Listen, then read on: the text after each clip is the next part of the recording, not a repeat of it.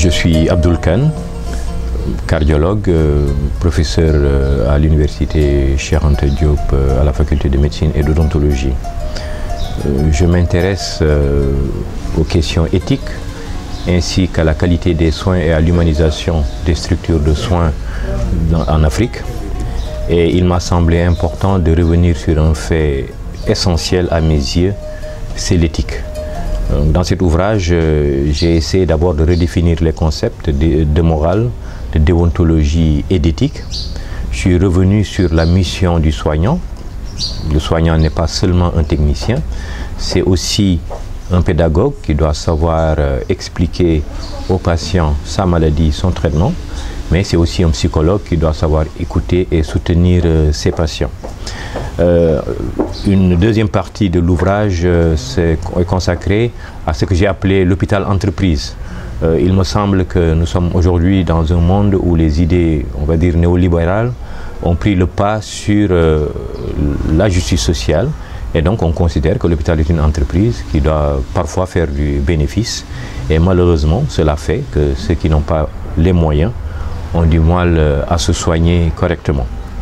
Et ceci ouvre donc une perspective sur ce que j'ai appelé les liens entre la société et le système de santé, d'une part, et sur la responsabilité sociale et politique du soignant.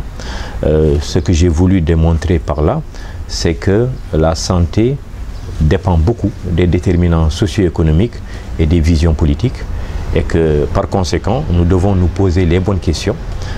Il nous faut vraiment travailler à avoir une société juste et égalitaire, et c'est en travaillant à une société juste et égalitaire que nous comprendrons que notre système de soins doit pouvoir répondre à cet impératif de justice sociale. Et bien entendu, en tant que soignant, je suis appelé à écouter les populations qui peuvent être riches ou pauvres, qui peuvent être démunies, qui me parlent de leurs problèmes, et donc je dois pouvoir témoigner en montrant toutes les difficultés qu'ont les populations africaines aujourd'hui pour se soigner. Et puis, il semble important quand même de partir de nos réalités socio-culturelles et notamment de nos valeurs religieuses.